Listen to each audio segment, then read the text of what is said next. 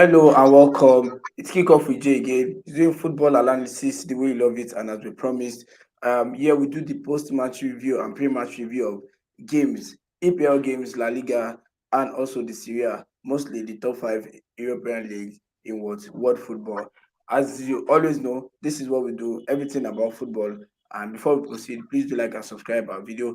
Very much important for for you to see any of our content again. And I don't do this alone as usual. I do it with fantastic football analysts. And with me here is a usual face, Mohammed. Mohammed, how are you doing today again? It's another day to Well, talk about football.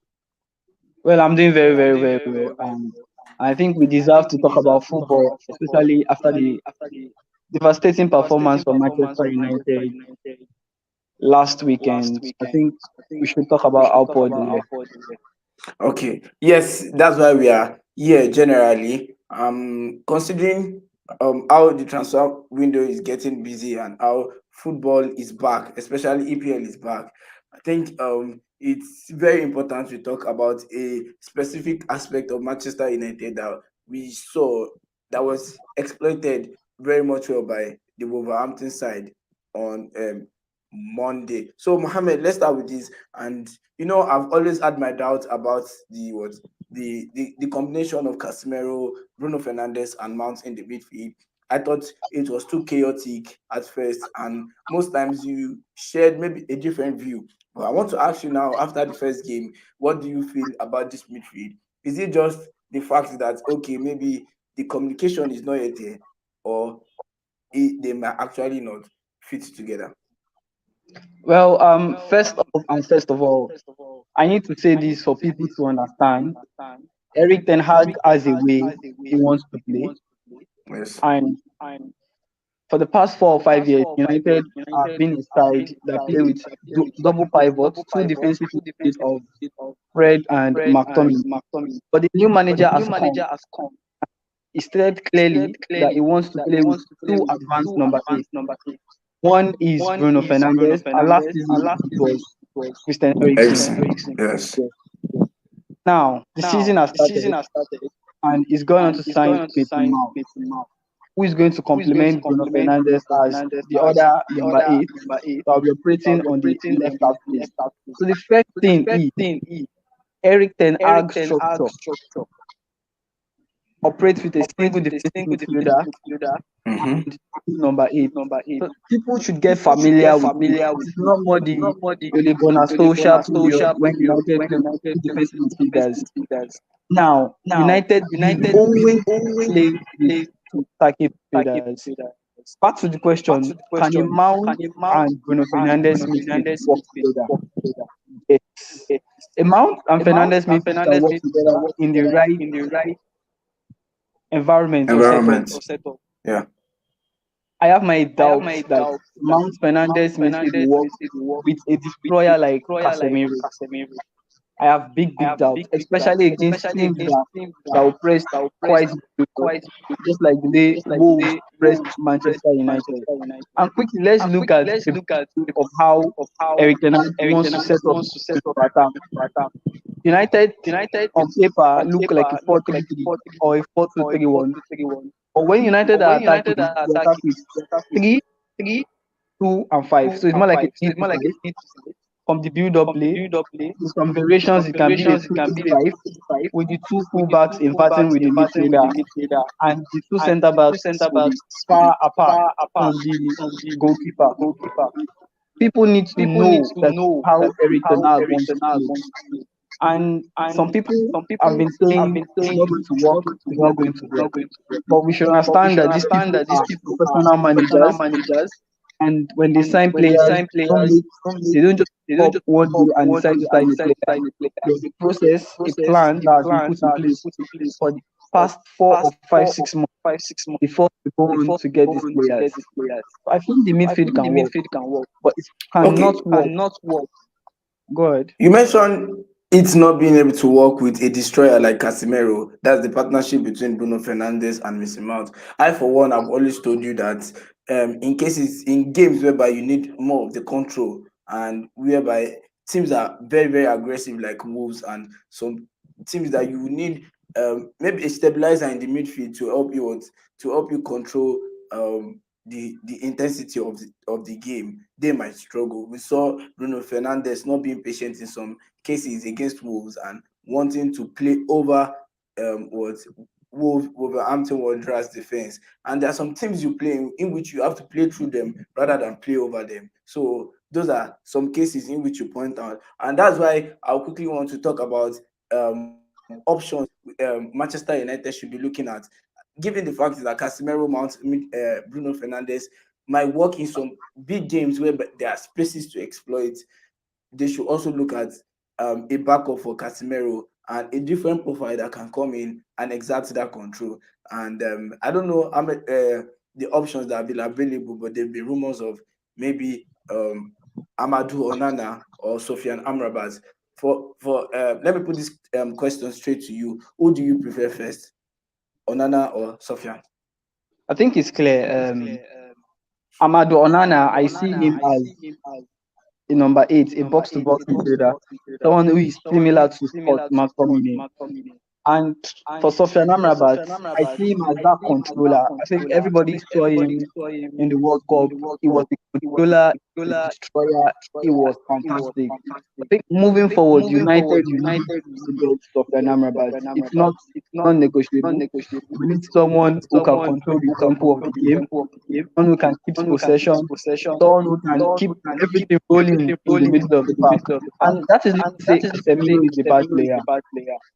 Casemiro, in fact, can spring one of the best passes, long passes. When he's facing the play, his passes are fantastic. But when he's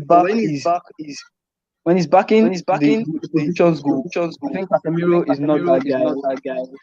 If you look closely at his biometrics, sometimes even struggle to control the ball at one instance. And look at the little details that matter in football. And Casemiro doesn't keep the ball too often for him to play as a lone defender.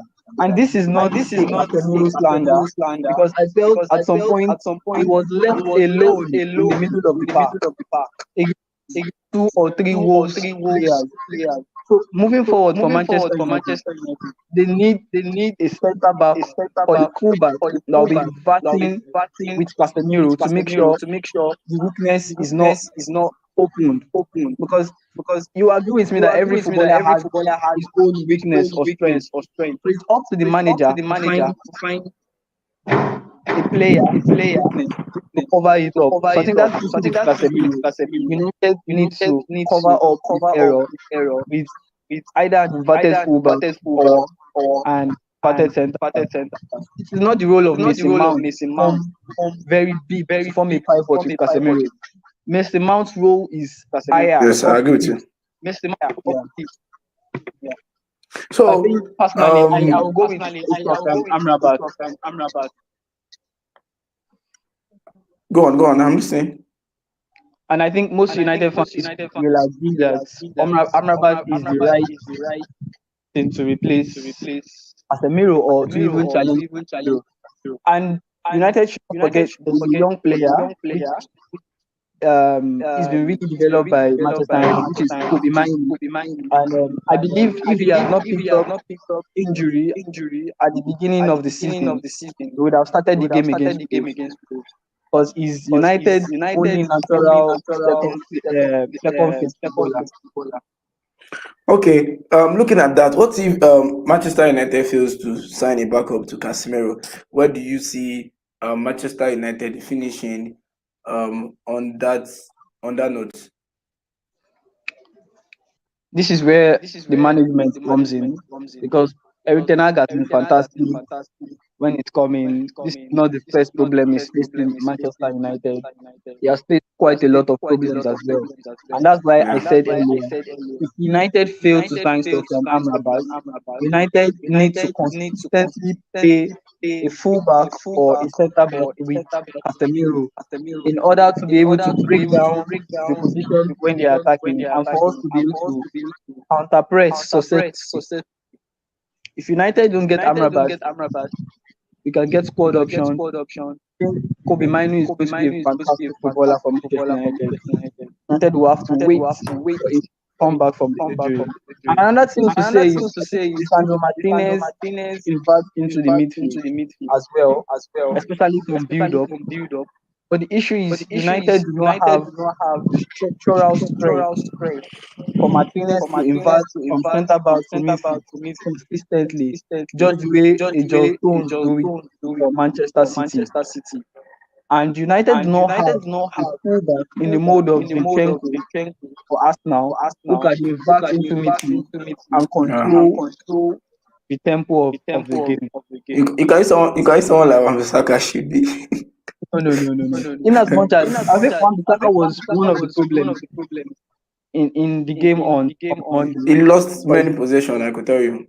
yeah, no, I won't want to say both because I think Garnacho, Fernandez, Rashford, Anthony poor, and one of the reasons why United were poor that day was because the attack kept on losing possession. If you look at teams like Man City and Arsenal, they have Grealish and Bernardo Silva. These players play on the wing. They rarely give the ball away. Look at Arsenal, Martinelli, Saka. These players don't give the ball away. So it's going to be a problem if you have wing players who are giving away the ball consistently. I think then the game becomes more like a tennis, more of running backward and forth. Ping pong. Yes, and I think that was what happened at Old Trafford on Monday. Okay, Mohammed, with all this we've said, I would quickly want you to just give me your final thoughts on the Man United midfield.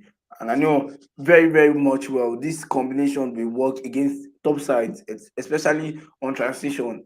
But we'll look to see how it will work against. You don't only play against the big sides in the Premier League. You play with so many teams with different dynamics and different style of play, different structure to their game. And what do you think? What's your final thought on this? Though we'll still do a video in case Man United signs Sofia Amrabat or Amadou Onana. But what is your final thought generally on this midfield before we go? Well, like I've said earlier, and I'll still say it again, the midfield can work because the manager sees it can work. But in the meantime, United will need to keep the ball better, especially the attackers, because they lost the ball too often.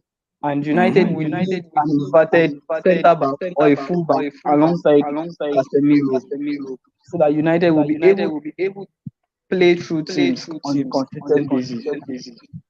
Yeah. So I agree with you on that one. Thank you always for joining us. It's been an exciting chat about Manchester United midfield, and we'll be back here again by tomorrow to talk about it in general, to talk about your sports game coming up and how it and how we look to approach that one, given how they displayed right there at the old Trafford also, and it will be an exciting one right there. Mohammed, as always, we appreciate and thank you for coming and Yeah, chatting with us generally.